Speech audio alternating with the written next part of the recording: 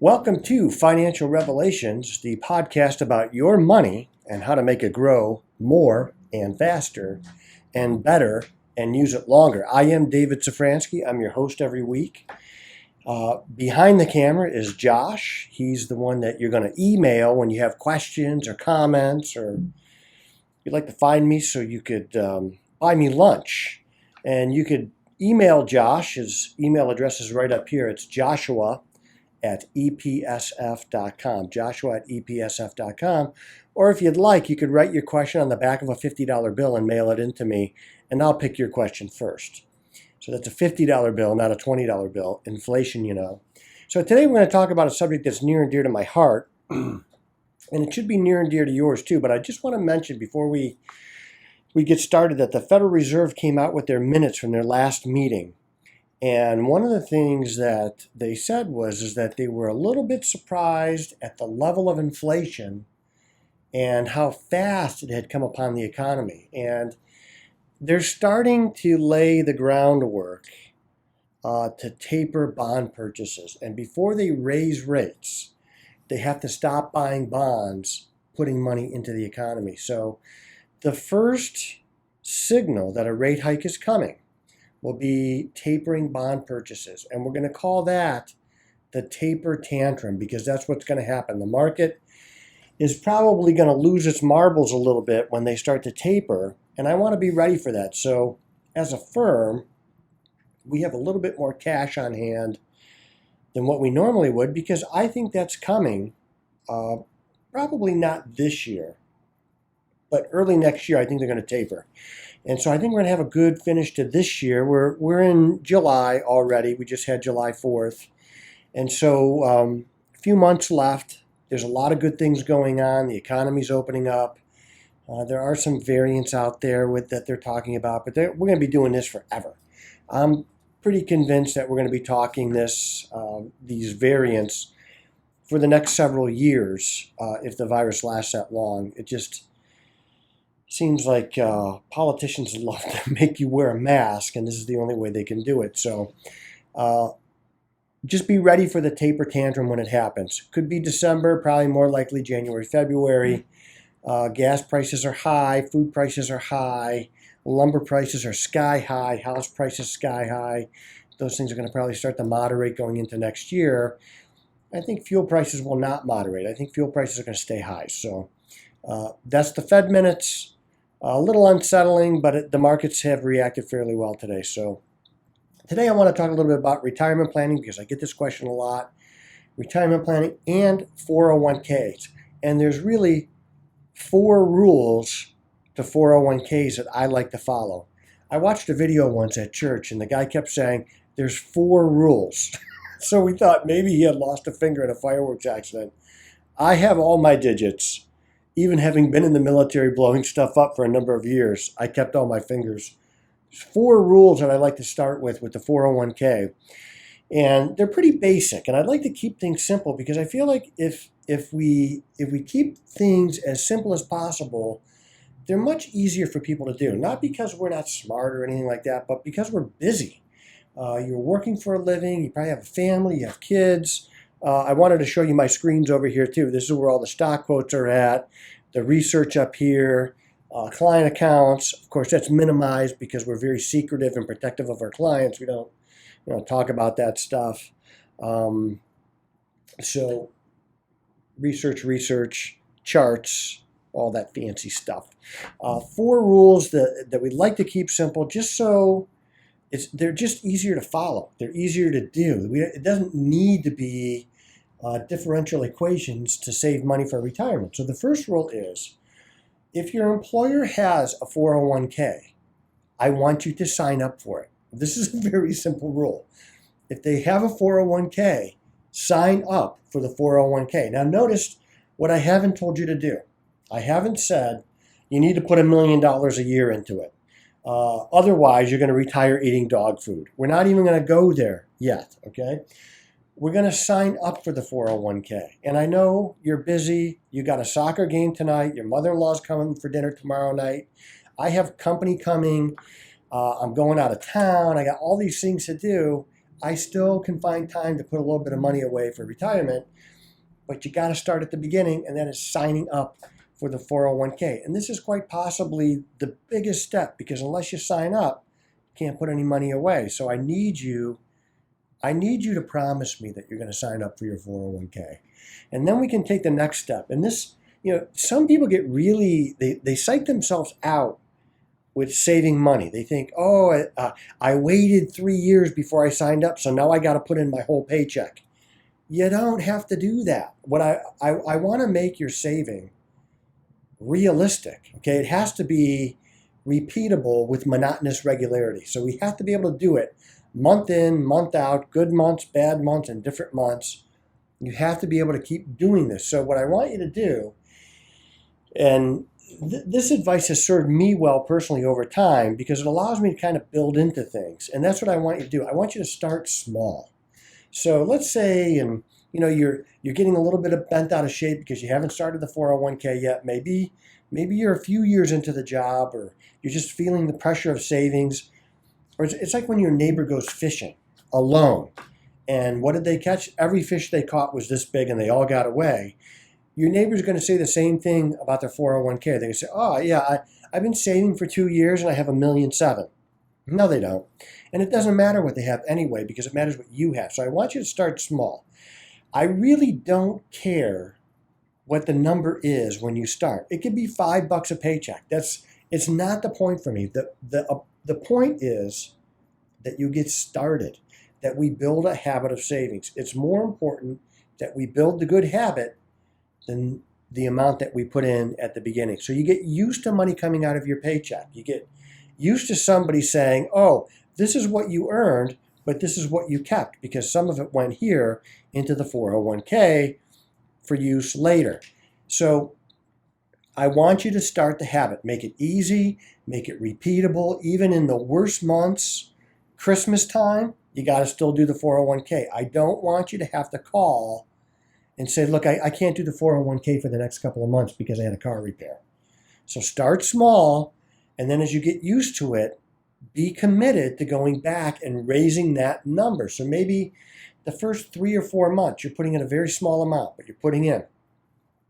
Month 4, you call HR and you say, I'd like to put in now this much because I've seen how this works and I kind of like it. I'm getting statements. You can go online. You can look at your investments. That's how we start the 401k. We start small. We make it repeatable. We make it repeatable with monotonous regularity, and we just keep doing it. It's like the waves at the ocean or the mail coming to your door. It's just always going to happen. You can't stop it.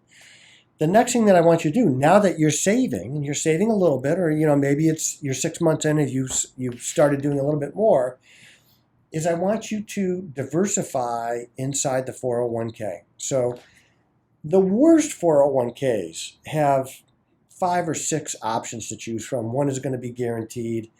I don't want you to put a lot of money in the guarantees, especially if you're younger. Well, maybe 3 or 4% could go into guarantees, but the rest should be invested. Remember, this is long term. If you're 40, you're not even really going to be able to use this money without some government strings attached until you're 59 and a half. So you got almost 20 years at the earliest. If you're 25, I want you to be aggressive here. This is the time to be aggressive. You're aggressive now, so you don't have to be later. And the sooner you start, the less you actually have to save to reach your goal because of the time value of money.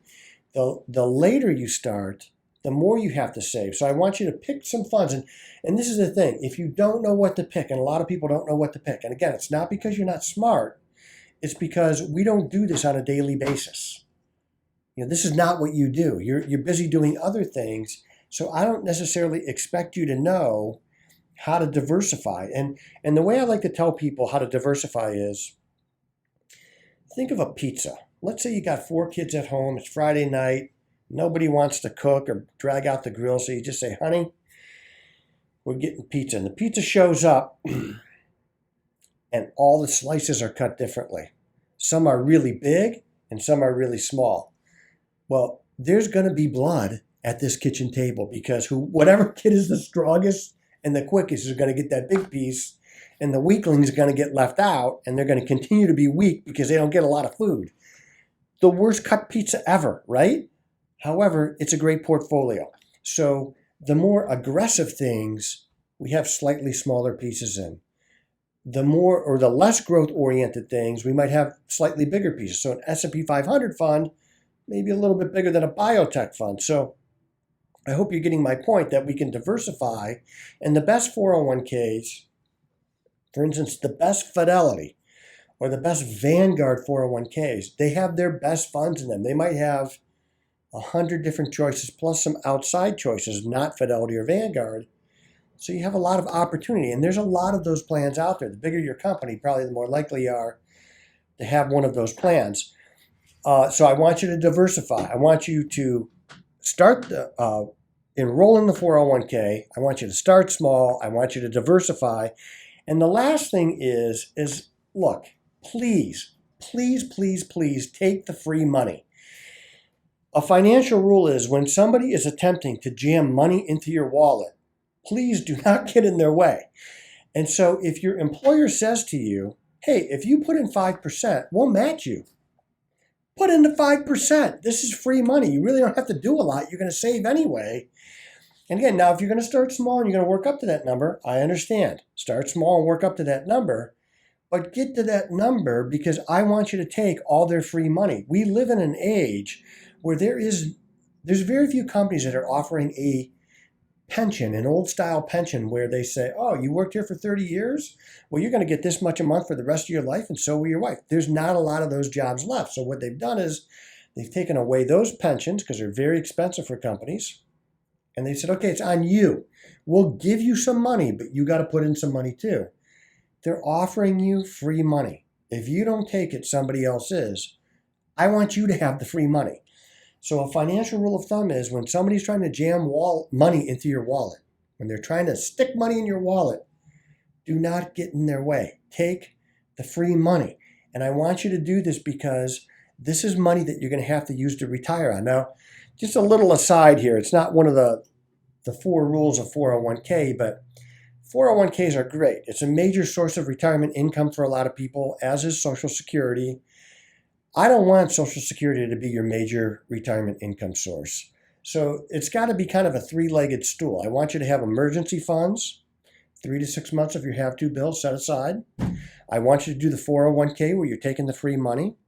And then I want you to do some other things also outside of the 401k. They could be 529 plans for your kids, but don't make the 401k your only source of retirement savings.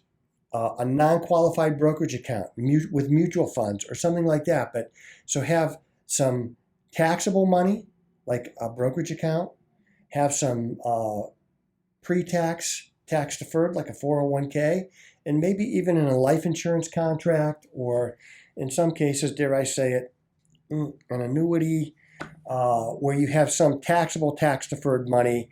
I just had somebody in my office today that was showing me the least expensive annuity I have ever seen in my life.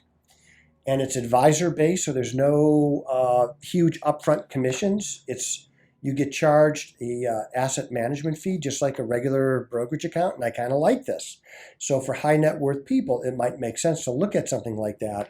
Now remember, annuities are really niche products. So they're not meant for everybody, even though an insurance company will make you believe that. They are not meant for everybody. They're meant for a segment of the population. Not everybody's cut out for it. Not everybody should use it. And if you're not careful, they're really expensive vehicles that aren't in your best interest. So I want you to act wisely here, but don't make the 401k your only savings vehicle. As you take the free money in there, maybe once you get to the end of their free money, so they said, we'll match up to 6% and you're putting in 6%, maybe we put some money in another place, like a Roth IRA. Or a vehicle like that. So be diversified, not only inside the plan, but how you're saving around the plan. I think that's important. Financial Revelations is the podcast. I'm David Safransky, and I want you to email questions to Joshua at EPSF. You can also follow us at Twitter. It's FI Revelations, at FI Revelations. So FI Revelations, you can follow us there. We don't have a lot of followers yet because I haven't been pushing it a lot. but I'd like to do some surveys there, kind of find out what people are thinking and how it's all anonymous, so I don't know who you are. I wouldn't use your name anyway. But I want to answer your questions. I look forward to talking to you again in the future, and we'll have another podcast next week. I am David Safransky. This is Financial Revelations.